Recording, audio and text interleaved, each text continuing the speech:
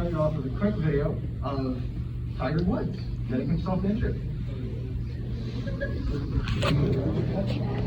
We've seen this. Oh, there you go. This is probably 40 yards, maybe 50 yards left of the green. Wow. They put down tight now. See if he can make a good swing here and find the fairway. Oh, and he's hurt. There's something wrong here. Something is wrong with Tiger Woods. Grimacing after his tee shot at 9, barely able to pick up his tee. Major breaking news here in our featured group coverage at the 9th hole. Alright. Okay. So, our project is the Rotational Trainer. I'm Ryan. I'm Brendan. I'm Manyaka, and I'm Didier. Alright. So this design was inspired by Dr. Frank Stretch, physical therapist at this Anchor Point, which is also located in Annapolis. And it's designed to improve the strength of your hips to get a more powerful swing. So just a bit more information. The torque you utilize through your hips is power through your feet, and the amount of power you get from your swing through your hips will be improved by the So, what we started with. We had a bit of a start to go off of. We had like the basic, feet that moved around. We had a few wheels. We had some parts to mount the handles with. And then we just had a bin full of some random screws, some other stuff. So we had something. But we had to figure out, what went together, what pieces were just missing. And so yeah, that's where we started. We had a few different goals. We wanted to create a more effective resistance system. We started with a system that was just 2 pneumatic valves that gave you a set amount of resistance, and we really wanted to come up with a way to vary that resistance. We wanted a display so that you could actually monitor what's going on, and then we wanted to redesign the wheels so that you could gain that 0 resistance to help a patient understand how their feet are supposed to move. So, like all other engineering projects, we had various types of challenges. The first one we had were the wheels.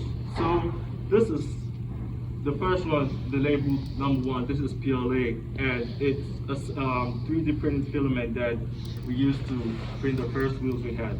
The problem with this is it wears out over a short period of time, and it's not durable enough. So we had to research on other types of 3D printed material that we could use to create that smooth glide along the surface of our equipment.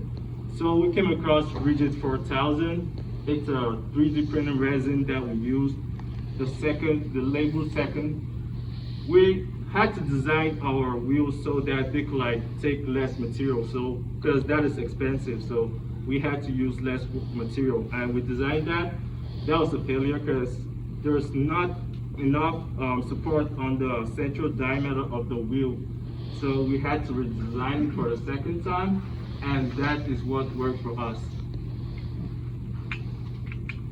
So resistance, as Ryan said earlier, resistance was a big part of our project because, as you can see, we started with pneumatics, which really didn't have a way to vary. It gave us resistance, but it didn't give us the user-friendly option where you could take them off simply. You had to take the whole project apart to take those pneumatics off. So then our first thought was electromagnetics. We wanted to create electromagnetic rail throughout the system so we could get that traction. But we realized it was going to be too expensive. On top of that, electromagnets don't have that distance that we wanted because we wanted to keep the step central. So we thought about plan B, which also ended up failing. Since the rotational trainer is expandable to fit anyone with different standing sizes, we decided to put a tensioner in between the tips of the 2 ropes in, which created a resistance. But as you can see the diagram, the green arrows demonstrate how they go diagonally, so they will get stuck in between, which wasn't very helpful. So then we finally thought about a way where we could adjust those rope tension, which it was some glider rails in the front that we could push back with those knobs. We adjust whether the tightness or the looseness of the knob, so we can push it back as far as we can to reach a max resistance where the steps really rarely move to all the way up front as they are in the picture, where you get an easy flow. So next, one of the other main parts of the project was creating a display. As you can see here, we have a diagram of sort of how it works. Right here we have our display, and then we have a joystick so you can actually control what you can see on the screen. Then you have some buttons over there which are supposed to be used to count the repetitions. And then in the middle we have the microcontroller, which is like the brain of it all. It's how it all fits together. So we have here this was my initial design for the user interface. This was based off of the design with the electromagnetics, to where you would actually be able to control the electromagnetics from the interface. But when we ended up deciding to go away from electromagnetics, I had to redesign the interface. So I came up with this design, which, it goes through a set of different menus so that you can choose different options, and it allows you to take advantage of more than just what you can fit on a singular screen. And here's like a very simple overview of how it works. It starts up, it sets up those buttons in the joystick so it can actually figure out what it's doing, and then it creates everything, because it doesn't just appear magically, it has to somehow make it. Then it goes through a loop that runs until you shut it off. It has to update like the steps and the time, and then it has to update like, what you're seeing, and it also has to update, well, what if you've changed positions? Well, it has to be able to figure that out. So overall, it works pretty decent. Yeah. So, as I mentioned before, we use buttons to count the repetition as shown in this picture.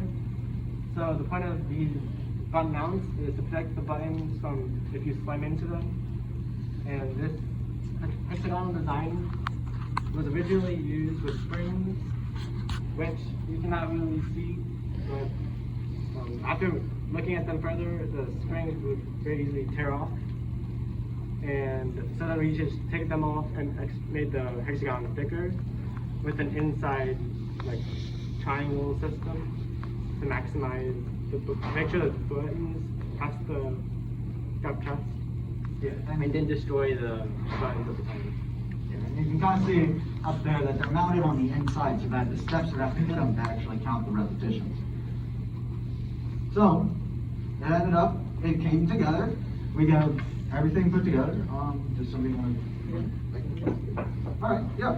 Let's show you how it works actually.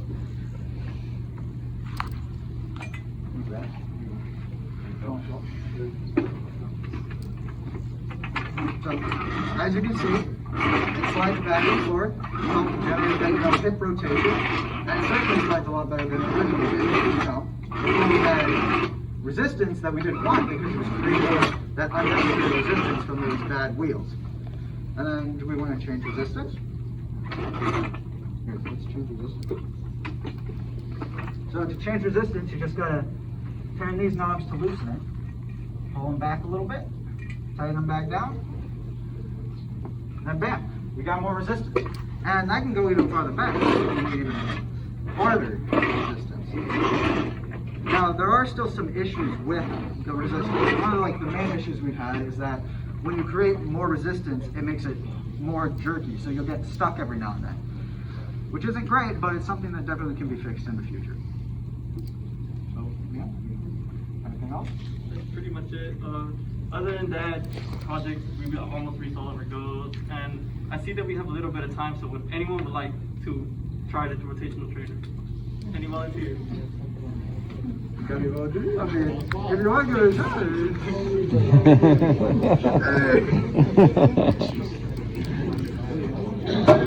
How much did you pay him? How much did you pay him? $30.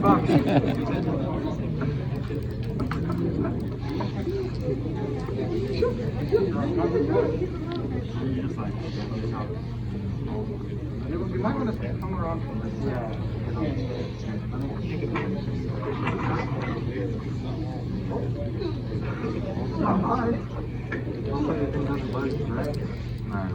If anybody's gonna break it, you're gonna break it.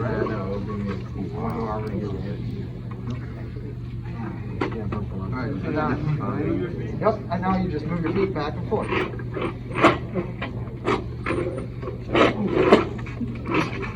Yeah, it's automatic, actually.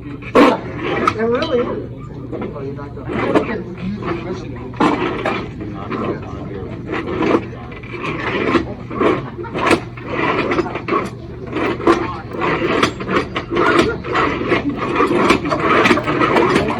Yeah! All right.